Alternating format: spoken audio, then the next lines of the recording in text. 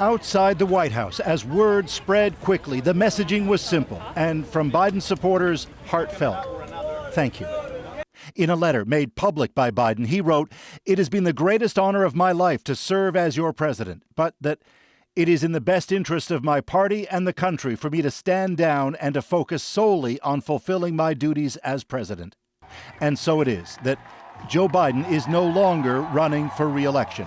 His decades-long career in U.S. politics will end at the close of this term in January. Before then, there will be a U.S. election. And on that, in a statement from Biden on X, formerly known as Twitter, he called his Vice-President Kamala Harris the best decision I've made, giving, quote, "my full support and endorsement for Kamala to be the nominee of our party this year."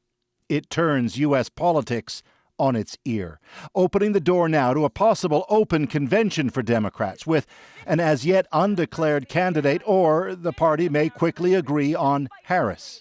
For Biden, the decision to quit is not entirely unexpected. The oldest president ever to serve in America, he'd been under fierce pressure to step aside ever since that disastrous debate performance with Donald Trump in June.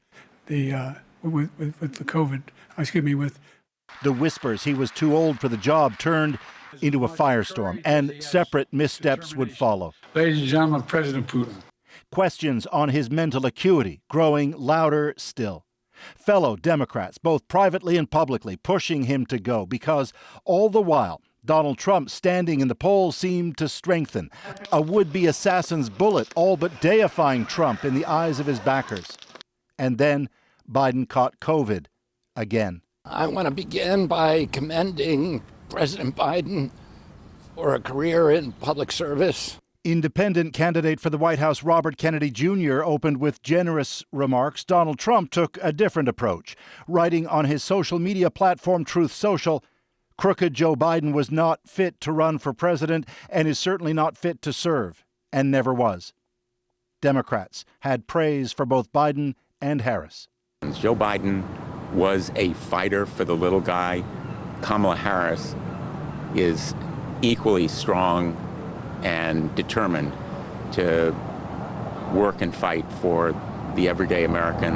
So, Paul, can you give us a sense of what is next for Biden in the coming days?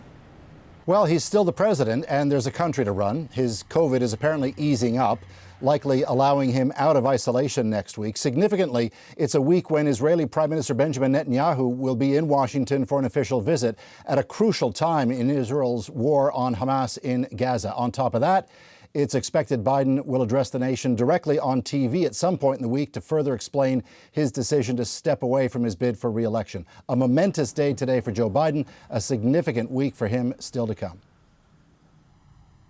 And so in terms of replacing Biden, how locked in is the momentum behind Harris? It's pretty locked in already. Some of the other names that had been bandied about in the event Biden quit have endorsed Harris, including Pennsylvania Governor Josh Shapiro. California Governor Gavin Newsom said there's no one better placed than Harris for the job. Interestingly, Michigan Governor Gretchen Whitmer is among those who didn't go that far. She said simply she'll do whatever it takes to help beat Trump in November. But so far, so good for Harris, though in the new road to the nomination, it is still early days. All right, Paul Hunter in Washington. Thank you, Paul.